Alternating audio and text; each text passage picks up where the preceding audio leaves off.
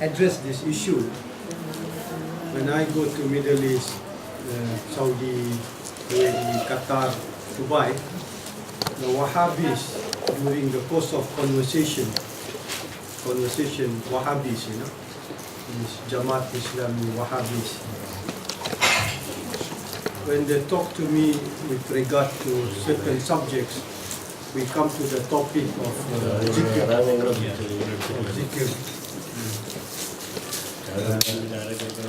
Zikr, that we do loud zikr, whether this is allowed or not.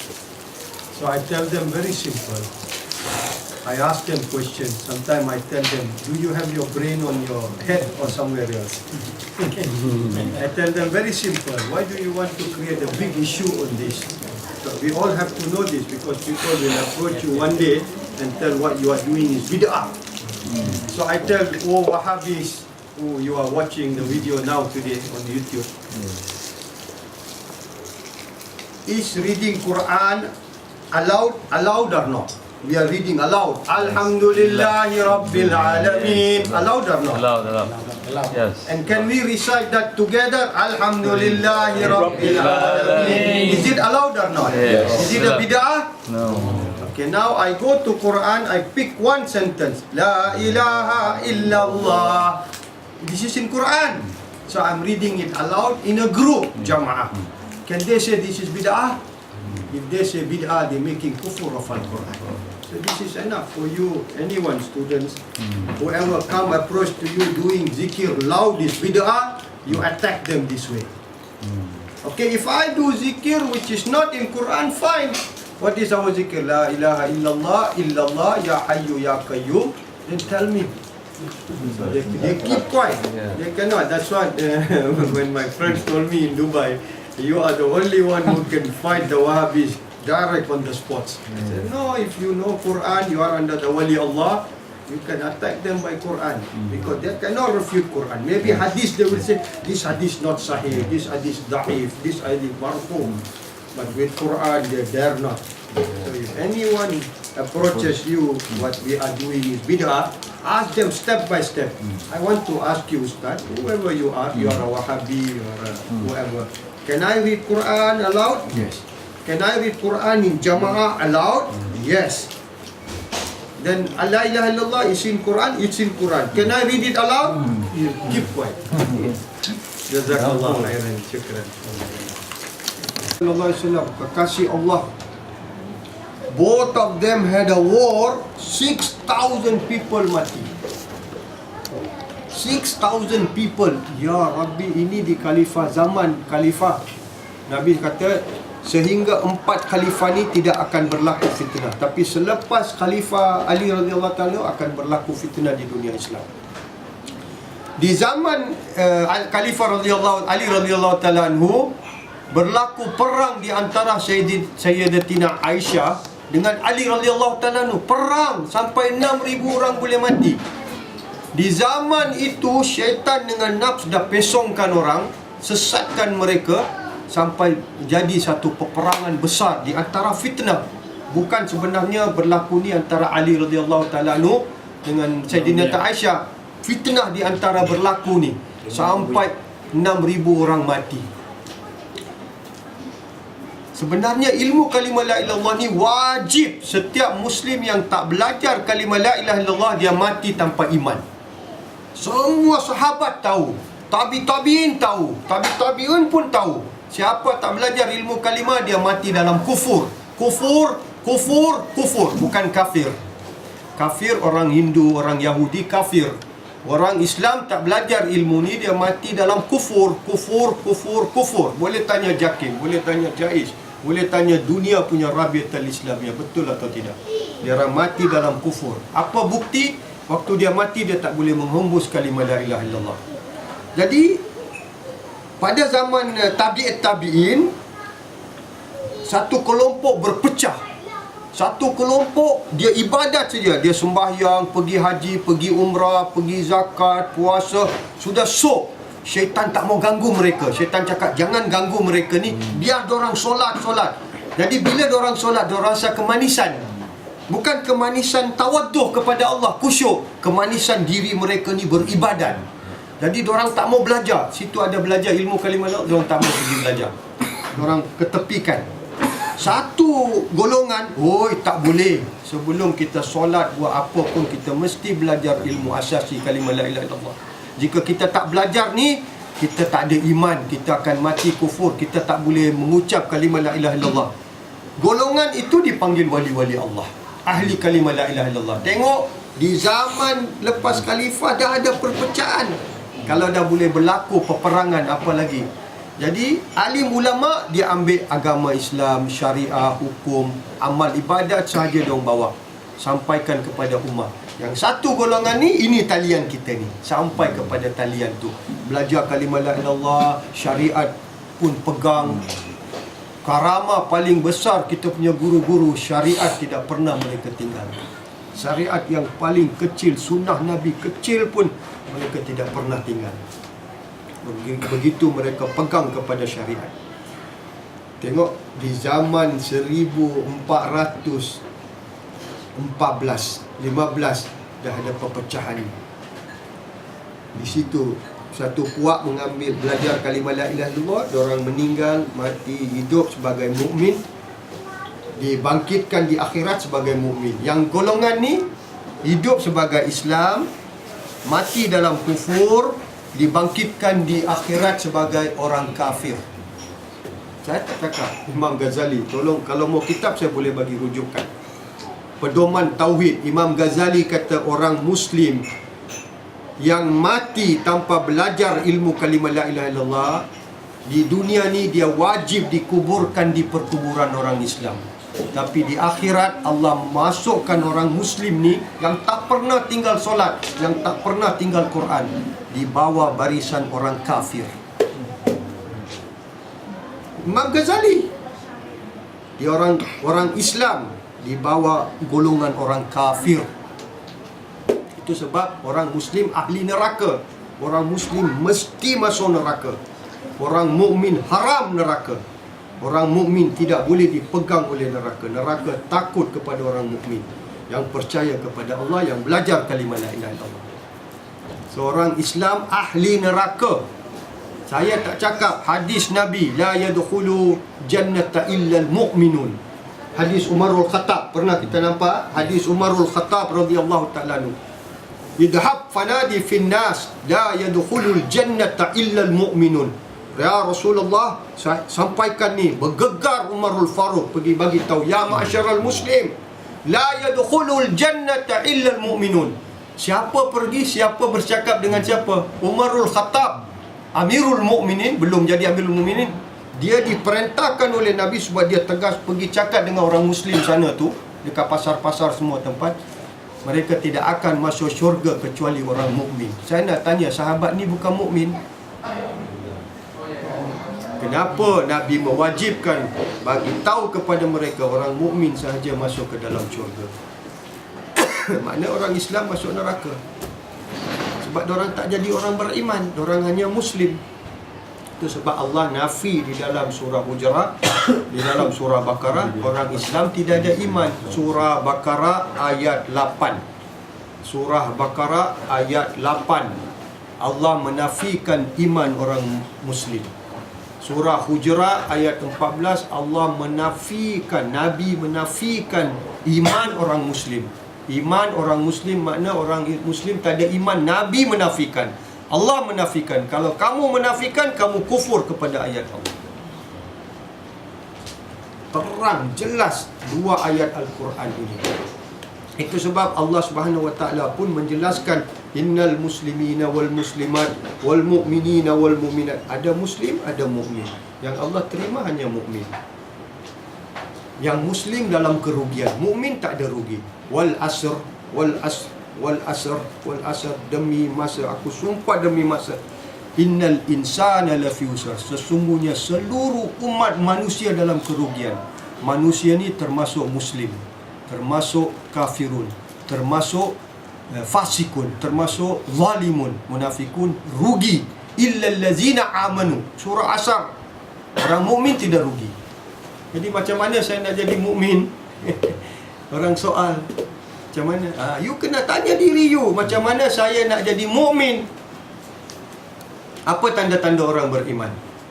Jawab, apa tanda-tanda orang beriman? Itu lepas you dah tahu. Siapa Ashraf ke tu? Itu you dah tahu. Sekarang pun dah tahu dah kan, Macam mana tanda-tanda orang iman? Itu pertama lah. Orang kata berzikir, Allah minta maaf, pergi ke haji tengok, setiap orang Islam ada 3 tasbih. Satu elektronik, satu ikat dekat tangan tu, satu tasbih. Oh, berzikir boleh jadi mukmin.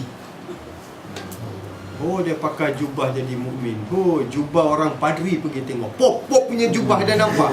Poi. Serban. Tengok serban orang Punjabi Sikh. 20 kali lilit dia. Kalau kamu tidak tahu apa dalil bukti orang iman, makna kita tak ada iman. Itu simple solution. If you don't know what is the sign of being a mu'min, we have no iman. Kita tak tahu apa iman. Apa tanda-tanda iman? Nak kita claim kita ni mukmin, dan Allah dah cakap orang mukmin, orang Muslim, orang rugi, orang mukmin saja berjaya. Ada pula orang tafsirkan surah Al-Asr, dia kata 4 golongan tidak rugi.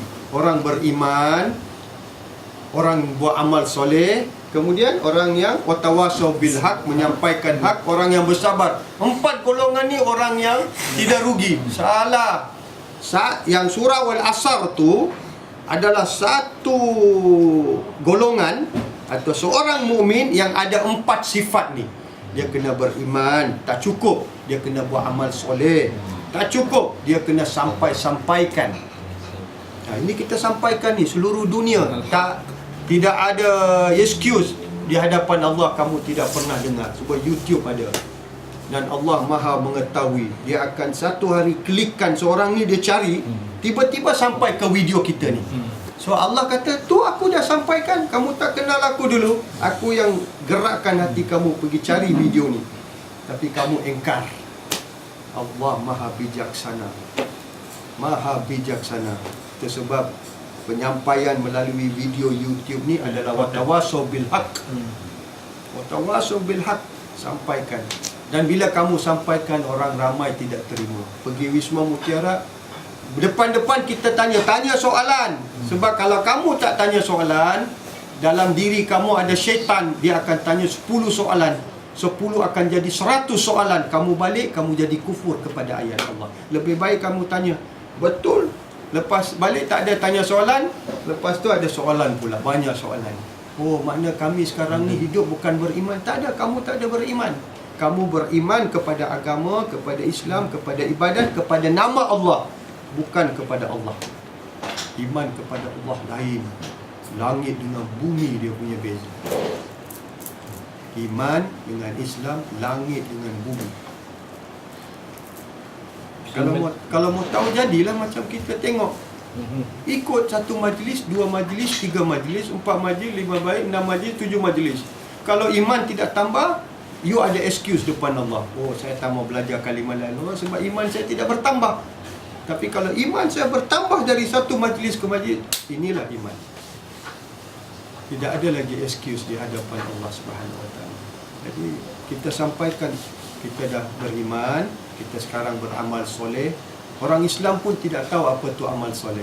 Sembahyang bukan amal soleh, puasa bukan amal soleh, haji bukan amal soleh. Jadi apa amal soleh? Dia pun tak tahu. Itu amalan fardu, amalan wajib. Mana amal soleh? So, beriman, beramal soleh, watawasau bil haq, sampaikan kebenaran. Kebenaran yang tertinggi adalah tentang Allah. Ini kita tengah sampaikan melalui YouTube, melalui majlis-majlis macam ni. Watawasau bis sabar. Orang tidak akan terima sebab mereka tak mau Allah. Mereka mau amalan, ibadat dengan syurga. Mampus sampai mati mereka tidak akan dapat syurga.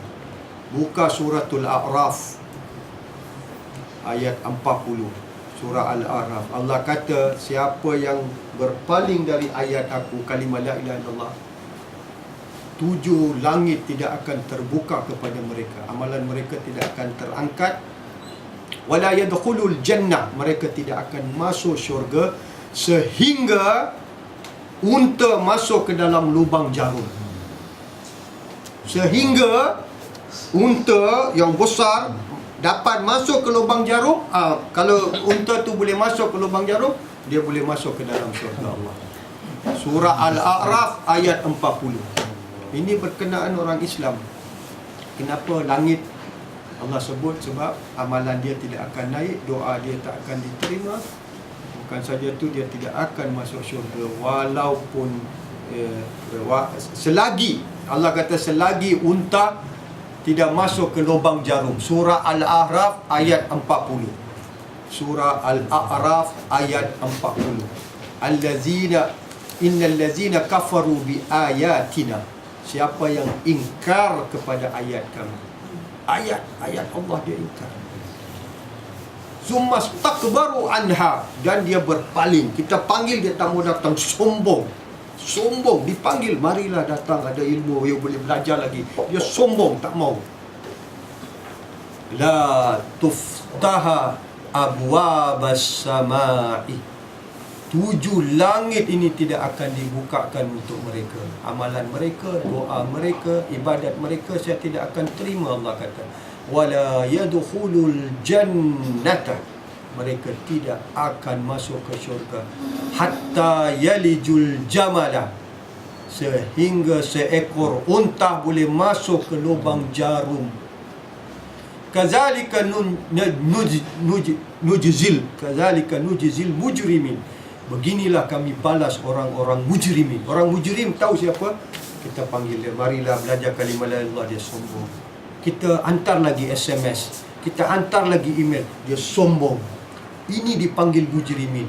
Dia berpaling dan berpaling dan berpaling daripada ayat Allah Subhanahu. Ini mujrimin yang Allah maksudkan dalam surah Al-A'raf ayat 40. Surah Al-A'raf ayat 40. Kazzabu bi ayatina, ayat-ayat kami dalam Quran ni dia ingkar Allah. Orang kafir tak ada masa nak buka Quran. Orang Islam yang ada Quran ni mereka ingkar ayat ni, yang jadi masalah.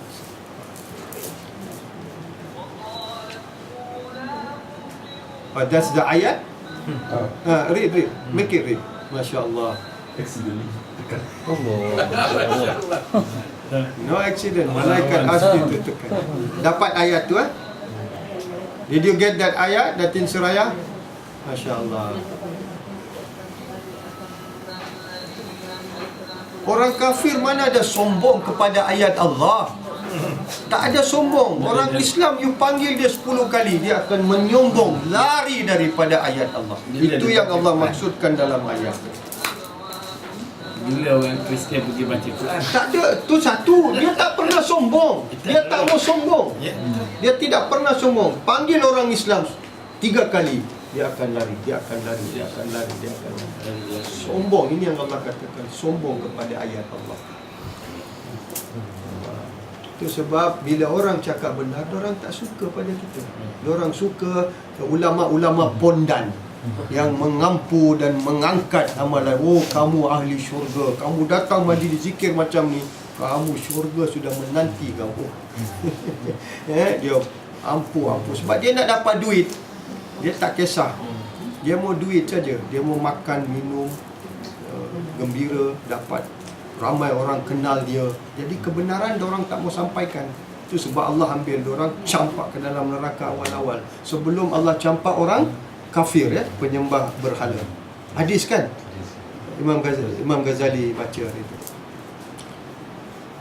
Saya lupa dia punya riwayat, tapi Imam Ghazali dah baca 2 hari lepas di rumah Haji Rasdan tu. Dah cukup bukti lah bahawa alim ulama dicampakkan sebab mereka tak mau cakap benar. Kamu kena beriman, kamu kena cari Allah, kamu kena belajar kalimah la ilaha illallah. Masa saya jumpa JAKIM punya ketua pengarah, diam dia. Dia tak berani cakap apa-apa. Masa saya jumpa dengan IKIM punya ketua pengarah timbalan, terus dia bawa pergi studio buat recording. Ada dalam YouTube. You can refer my YouTube, IKIM, IKIM FM. You can see my recording in IKIM. Video, voice recording. Voice recording. Ada dalam YouTube. And she cried. Subhanallah, she said, this ilmu amat berharga. She realized, she put me on record. Her duty is done. Allah will be happy with her. Dia akan jadi ahli syurga. Okay, sebab dia sudah sampaikan. I kata, bukan saja itu, I kata, you must make me to meet with Najib. Oh, Najib is coming here, you know, to IKIM, I will bring you one day. Kata, I sudah sampaikan ke Najib, sudah lah. All Malaysia, my job is done. Kemudian orang Islam nak ingkar lah kepada Allah.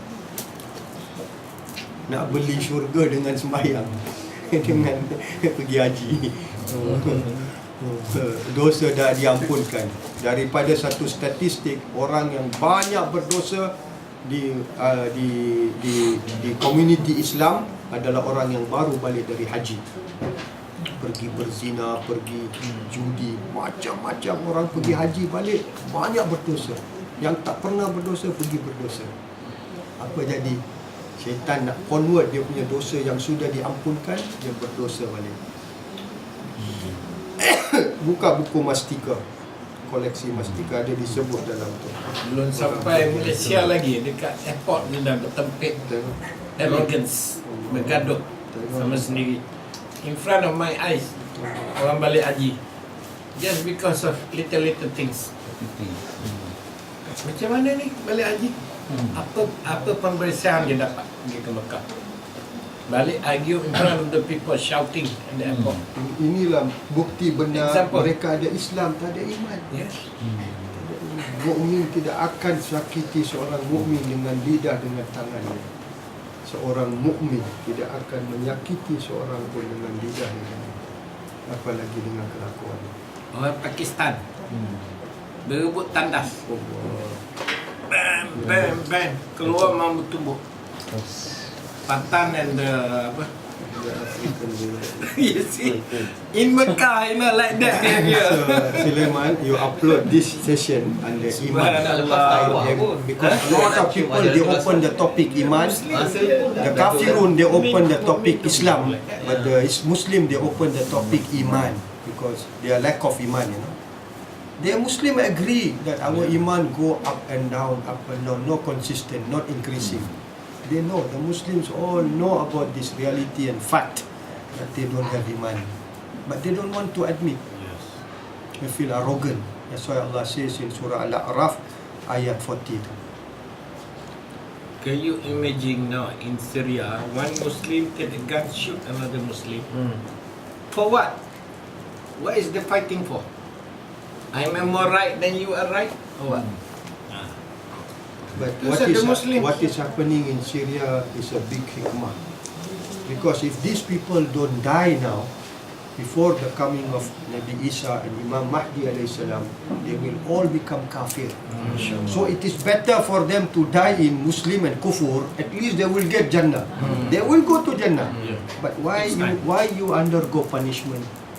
Why you want to undergo this punishment of Jannah, Jahannam, Mahsyar? Might as well you take a free ticket, go to Jannah, be a mu'min. You get a free ticket. Free ticket. Mu'min.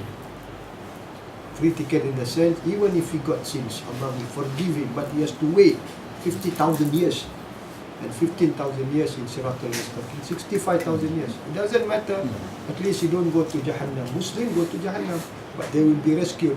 So this is the hikmah happening in Syria. There is a ilmu, there is a hikmah. Yeah. The hikmah is, let them die. At least they die, they will get paradise. But they die in kufur, at least in Islam. Rather than they become kafir. When Nabi Isa come, they say, no, this is not it. When Imam Mahdi come, they will go and fight against Imam Mahdi. Whoever fight against Prophet and his Khalifah, he's sure he's a kafir. Dia menentang, walaupun dia Islam.